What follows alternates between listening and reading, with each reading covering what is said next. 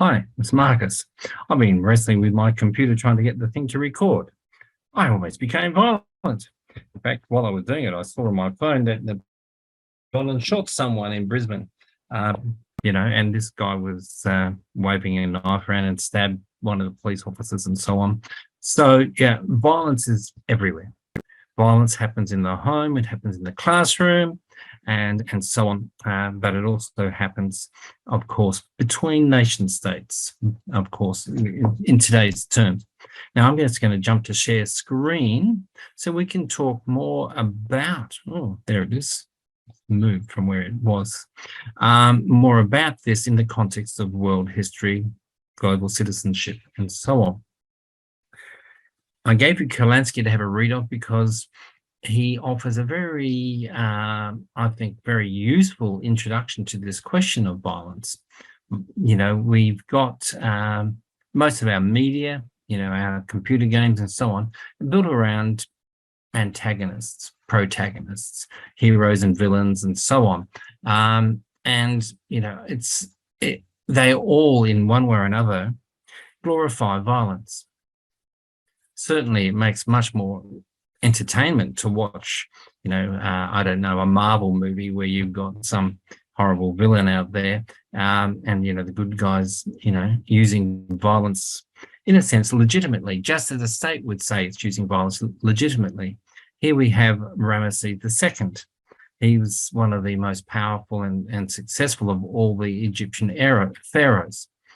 New dynasty? He was he was doing his thing around 1260, 1270 BCE. And here he is, you know, whacking out a whole bunch of naughty people who were disagreeing with the way the Egyptians wanted to run their world, or Ramesses at least, okay? But, you know, was Egypt as an empire also a state? Not as we think of it today. The state today is a political entity with similar rights to that of an individual. So that when, let's say, Vladimir Putin decides to invade Ukraine, it's because Ukraine is being the naughty child who needs to be brought home. Or perhaps Ukraine, because of the way he pictures his history, that the Ukraine is where, you know, the concept of, you know, a Russia originated. You know, he turns history on its head, and it's kind of more like the naughty parent that you need to bring back into the fold. But so we come up with these narratives, we come up with, you know, imagined orders or relationships, as Yuval Harari would talk about. So back in the period of, you know, the early, you could call them early states, early empires, Mesopotamia, Sumer, Assyria, Persia, the Egyptians, Greeks and Romans and so on, we have very clear legitimations of violence. And one of the things that I think Kurlansky does very well is, you know, in a nice narrative style, he walks us through the journey of Christianity from a pacifist through to a violent religion. Okay, and of course that doesn't mean that all Christians today are violent. Most of them are not, but it means that just like there are in all faiths extreme groups, you know, Hinduism under Modi in India is, you know, quite happy to use violence against Islamic people or against, you know, people of lower castes and so on. Buddhists in Myanmar, and you can keep on pointing the finger in all sorts of directions. Plus, of course, we have the secular use of violence, the Machiavellian use of violence just to achieve an end. Okay, so let's keep moving. Now, here's General Rommel and General Patton from the Second World War. Look at the incredible symbolisms there in their outfits. Think about the way they're written about by historians, glamorized in television movies and whatever else. You know, both of them were ethically motivated. Both of them were seen as virtuous in their own way, you know, and yet, you know, both of them represent and legitimate violence. They were warriors, and warriors, you know, whether they're good or bad, there's something inviting, something special about warriors. And certainly, I'm as easily overawed by the capacity of human beings to sacrifice themselves for what they consider or believe in to be the good. Fighting the villains, fighting the good fight, fighting for your state, honor, the sort of things that appear in the Iliad, where the Greeks they're out there fighting for the honor of a certain injured party. That's Menelaus, who had his wife stolen, Helen, by Paris. But each of the Greek heroes is there to expand their own personal narratives around virtue, warrior ethics, and so on. It's very, very interesting to see how deeply this is embedded in culture. For me, we've got a number of things here that, I could say that we touched on in the course. Imagined orders, where, states and, or other groups will call upon race, religion, class, ethnicity, economics, virtue, gender, and so on as the inspiration for the legitimation of violence. We have good old neo-Darwinian sort of thought, survival of the fittest. I'm going to talk more about that, so I'm not going to spend too much time on that now. I have a whole slide dedicated to that in a moment. And we have what I call imagination wars. I've stolen that straight from Anne-Marie Brown, who in a podcast I heard said she took it from one of her friends who had risen in a conversation. But, it's when we think about imagined orders, and then we start saying, well, how might society, how might global politics, global relationships be sorted out? If we start thinking through the lens of nonviolence, a la Gandhi, we've got a great little video clip for him in this week's module and so on. What does it mean? It's a way of imagining the world differently. Can we operate, using Rianne Eisler's terms, as a partnership society as opposed to a dominated society? These two guys represent dominated society, but they represent perhaps the better of the dominated society. We could argue that point, but that's what I'm trying to say here. So here's my Darwin thing. So who was Charles Darwin? Do you know much about Charles Darwin? If you're going to challenge the violence narrative in a culture, let's say Western civilizational culture, and we're doing it across the 19th, 20th into the 21st century, we've got to look at the way Darwin's thinking has been used in economics elsewhere. Charles Darwin, a son of a Christian pastor and so on, was a very devout Christian in his own day, okay? But, as David Lloyd and his colleagues point out in this book, which I have on my shelf, but I can't wave at you because it's at my shelf at the university, The Great Adventure, is toward, they seek to challenge Darwin's, the way, not Darwin, but the way that Darwin's been used. One of the statistics that I couldn't find because it's in that book is Lloyd points out that, Darwin talks about the survival of the fittest 5 or 6 times in his massive amount of work. But, there's nearly almost 1,000 references to the role that love and compassion play in evolutionary systems, not just human systems, but in evolutionary systems. These are very, very interesting. So, we've got to critique the way history represents violence. This is what Kurlansky is doing.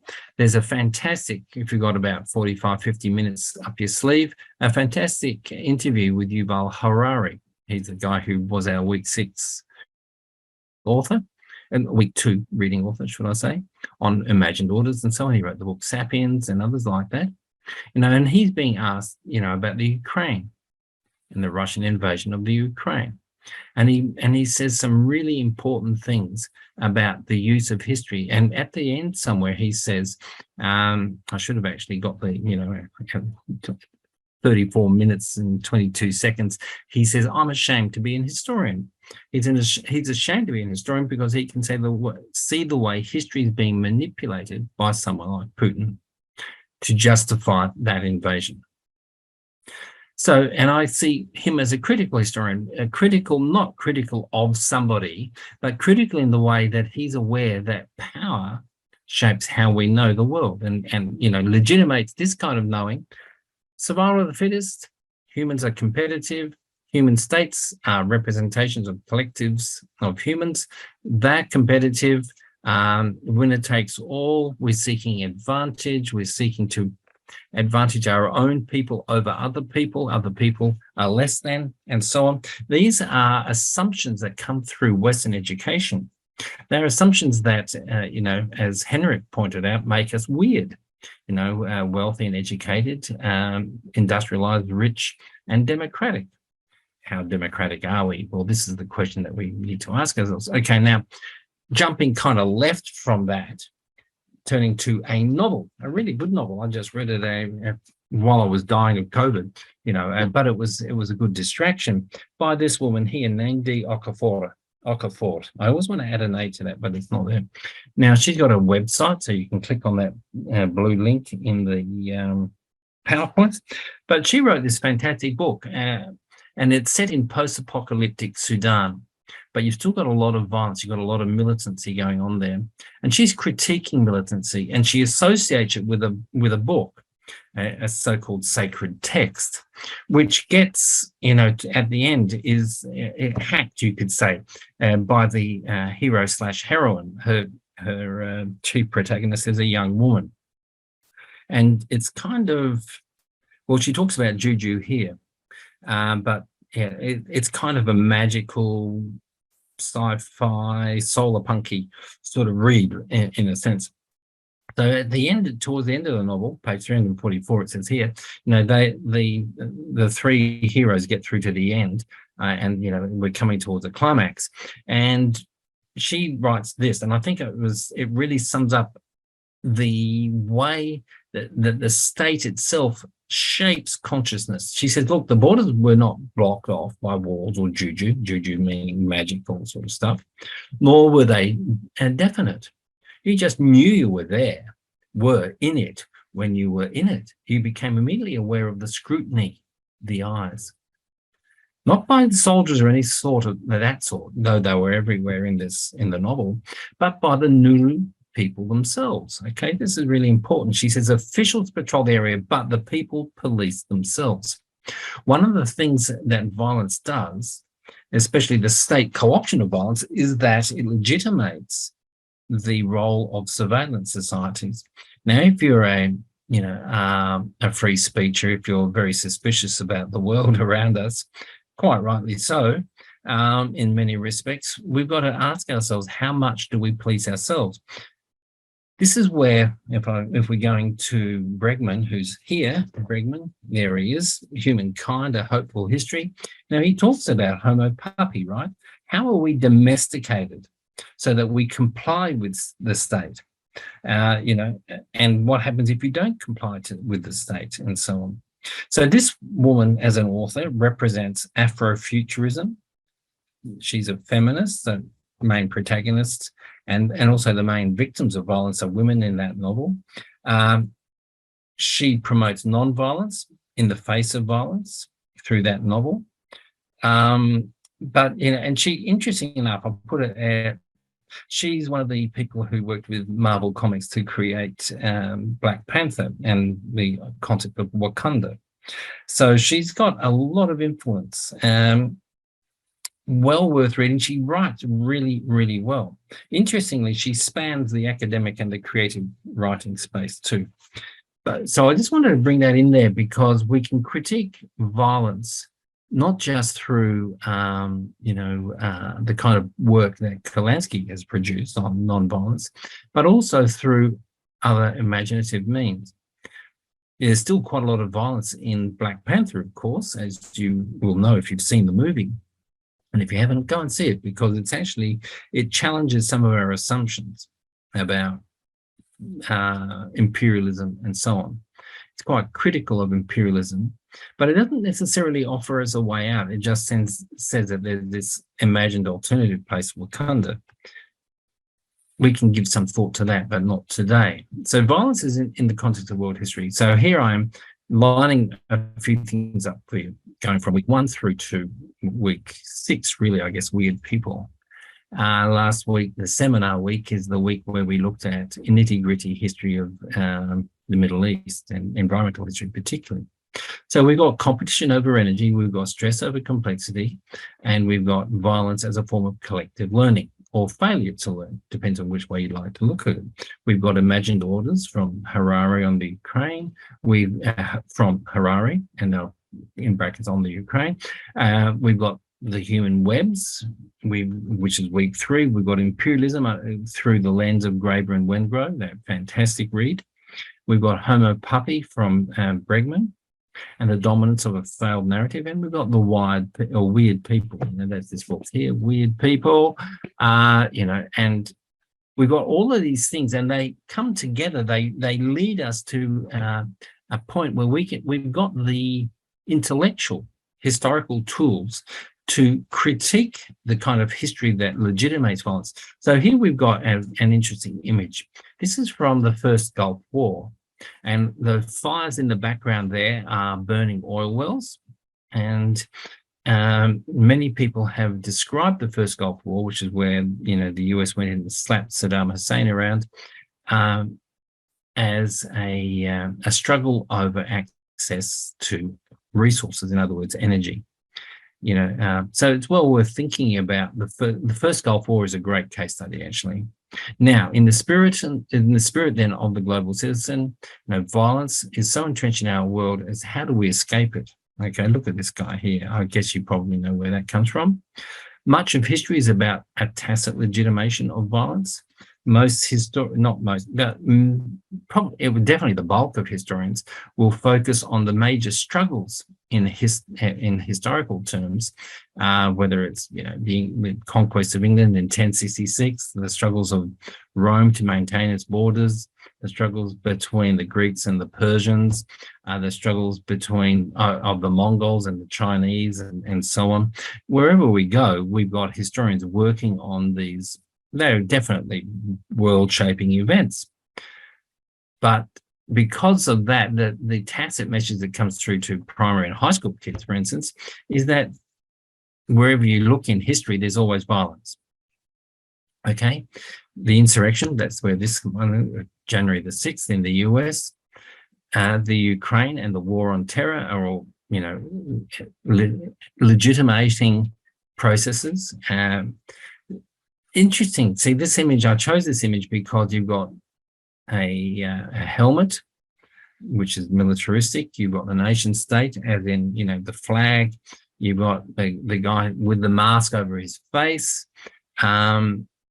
representing what? Well, representing, it sort of harks back to World War I in the trenches. But, also that, you don't trust your own government. They might try and gas you, pepper gas you, or whatever it might be, and so on.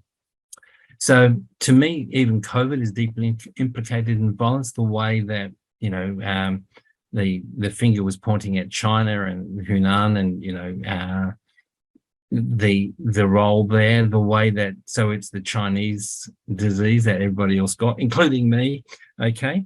And the way that COVID was used as a mechanism to test out new forms of social control and so on.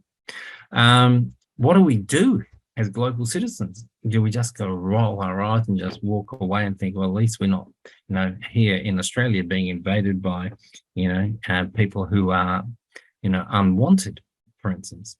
No, the small acts of conscientious objection, it has a cumulative effect. But the first thing that we need to do is to actually train our consciousnesses to recognize where violence is occurring and in what form it is taking place, and then to explore, perhaps through conscientious objection or through critiques or through delegitimizing activities, the refusal to fight or the refusal to take up the kind of violence that resists violence.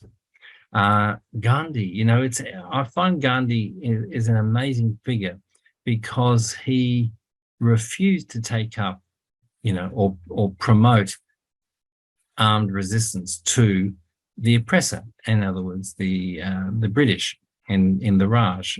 As it took a long time to achieve his goals. But he was imprisoned. He went on fasts. He did a whole bunch of things that demonstrated resistance. Interestingly enough, the British didn't just kill him and sort of have him out the way, a bit like Maximilian or whatever is in our reading from Kurlansky. So they did what the state would do, but they held back on killing. They killed many Indians, by the way. It wasn't that they didn't, they were averse to killing. But I think it was because Gandhi was so much a respected figure in Indian politics that they couldn't just go and kill him. They killed Subhash Chandra Bose, for instance, who was an Indian militant who was resisting the occupation of India by British, the imperialism of India. But Bose was problematic, in the sense that we go, oh, did he really go and see the Japanese, and did he really go and see the Nazis to see what help he could get from them in resisting the British? So the British felt quite justified in taking him out. Interesting stories. As there's no, we can be black and white. We can say no violence under any circumstances. That's difficult to sustain in the face of violence. But the way we legitimate violence, raise it up, celebrate it even, is what is one of the key problems in our world today. So, and I want to make sure that you understand that it's not the soldier's fault. We've grown up in cultures of violence. Rommel and Patton at the beginning there, they were, both of them would have had people executed if they were deserting or whatever else. But they were so-called, they represent maybe the noble soldier. It depends on which kind of history you're reading. But, certainly they were guys who were driven by an ethic of virtue, as the sense of honor. Okay, what does honor mean to a soldier? Okay, it means that you might not go and kill a family of peasants, in Afghanistan or whatever it is. But you also might get swept up in actions that lead to things that you're going to regret for the rest of your life. That's if you live. It is a cultural commitment, however, to dominate a model of the social order, which is what I've got there. The dominator model is an imagined order, but it goes right back to the earliest states, the Sumerians and so on. Gilgamesh and these people, if you look to the Bible, most of the key figures in the Old Testament particularly were military types. I'm just thinking of Joshua fighting the Battle of Jericho, for instance, and he goes around their walls 7 times and the walls fall down. We've got God on the side of the victorious or the virtuous and so on. So this is where Kurlansky comes in. So let's look at his case study on Christianity. He could have chosen another one, but because he's a Western historian, he's working in the US and so on, where he sees the Christian right and its power and the way that the state just legitimates the military and so on, and the role that Christianity in the States, but across the planet really, had legitimated violence. But he goes right back to the root and he says, look, Jesus was seen as dangerous because he rejected not only warfare and killing, but of any kind, just outright turn the other cheek. So those in authority saw this as a challenge, he says. How could there be authority without force? And that's somewhat of a rhetorical question, but it's also like if you're managing an empire and everybody wants to break away, how are you going to hold on to the empire? Well, you're going to go and smash people, aren't you? And that was the logic of the time. So active practitioners of nonviolence are always seen as a threat, Kurlansky continues, a direct menace to the state. The state maintains the right to kill as its exclusive and jealously guarded privilege. That's Max Weber again. Here we have a Knights Templar. Over the next slide, we've got a link to a very interesting talk about the Knights Templar. The paradox of a military Christianity is seen by Kurlansky as a betrayal of Christianity's core teaching of nonviolence. Okay, how did this happen? Well, he's laying it out. The movement across, the years between Christ's message, Jesus Christ's message, or Jesus of Nazareth message, because he was the historical Jesus as opposed to the theological Jesus of faith, who is Jesus the Christ. Okay, in the early minutes of the Knights Templar YouTube clip, Knights Templars, who are these guys here, are described like all the military groups of Christianity at the turn of the last millennium, from, let's say, 1100 through to 1300 or 1400. I forget when the Knights Templars were, they were actually removed by the papacy through another form of violence. They were religiously inspired, trained killers. All right, so they would go and quite legitimately kill lots of Jews and Muslim people in Jerusalem, for instance. You've got here a very famous apocryphal story told beautifully by this Christian historian here, Jean-Pierre Isbou. Okay, that's called 10 Prayers That Changed the World. Interesting stories. He tells it in a narrative form, and then he does a historical deconstruction on it. Well worth having a read if you're someone like me who just likes reading stuff like that. But yeah, he in a sense celebrates Constantine's so-called vision. He supposedly saw, this cross in the sky, and then that night, the night before he went into battle, he was told in a dream to get all his soldiers to put on their shields the cross. The cross really was not the symbol of Christianity at the time. It was the fish. But, there were, by this time, this was 312 of the Common Era, and there were many Christians in the military and so on. Constantine's mum was a Christian, so he'd grown up quite surrounded by that sort of stuff. He himself was still, quite an active pagan or non-Christian, but he was not an anti-Christian simply because, his mum was there and so on. But he was looking for some way of legitimating his hope for victory over his definitely pagan opponent. So, Kurlansky points out on page 25, unfortunately for Christianity, it's an interesting way. He says, unfortunately, Constantine and his Christian warriors won this battle. It's called the Battle of Milvian Bridge. It's a famous battle, establishing him as ruler of the western half of the Roman Empire, and he went on to be the ruler of both West and East, but also establishing a new role for the Christian and for Christ, a God who now would not only sanction killing, but would even take sides. We've heard that before with my reference to Joshua and Jericho, for instance, to help one band of killers triumph over another. So this is where Kurlansky is being quite journalistic. He's not a, what would we call him? He's not a hard-nosed historian. He's a social commentator, researcher, journalist. But, I've enjoyed a number of his books. He's written books on the history of salt. He wrote another book on, what was it called? Was another food? I can't remember now.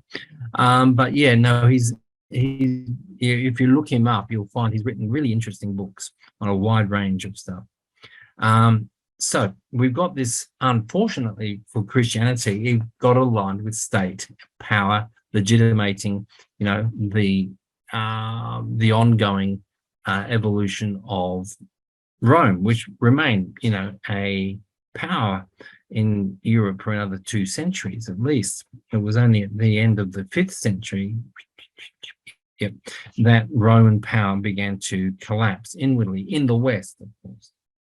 So heading towards the end here.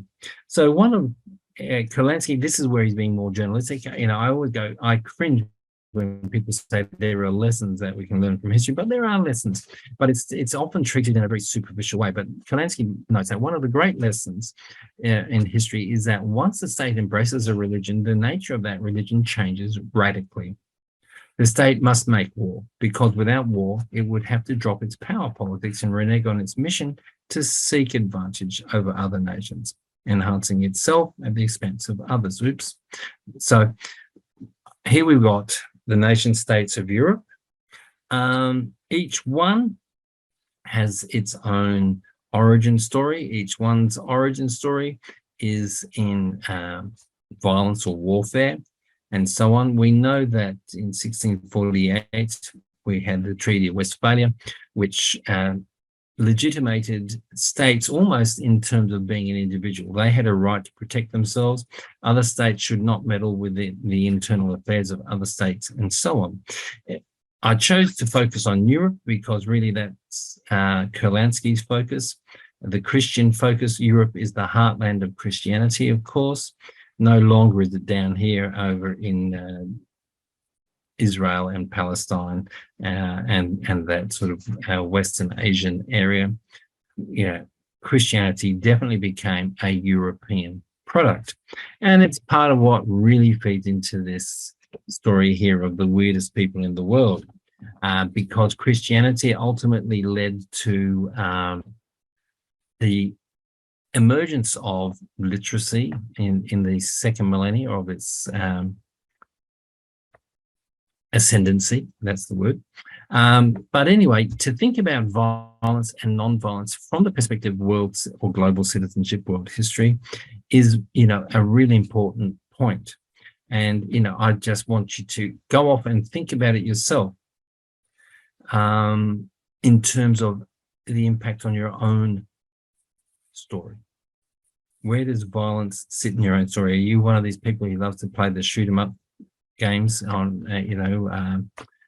or have you been in the military, or has somebody in your family been in the military, and so on? What did that mean?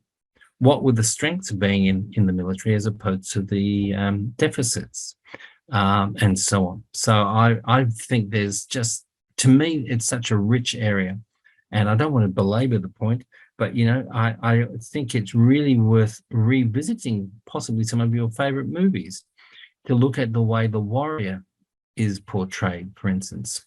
And it's so interesting to me because, I know good people who've been in the military, and yet I know that they're wounded because we have this kind of odd binary in our culture between, violence and non-violence, the good, the bad, and so on. But also it's something about the human condition in the 21st century that we're being forced to revisit, let's say through the Ukraine, the ongoing role that violence plays in the role of the state. Now, as we're heading into the second half of our course, that becomes really, really important because we start looking through the lens. Let's say if you take David Christian's Energy, Complexity and Collective Learning, and we start applying that to the question of violence and the role of the nation state, we can see that violence is deeply linked with imperialism, but it's also linked with, assumptions about dominance and about value and virtue and so on, which need, I think, to be questioned. I'm going to stop there. Thank you very much. I'll just go over here. See you. I'll be in class week 8. Wow, how cool is that? Bye.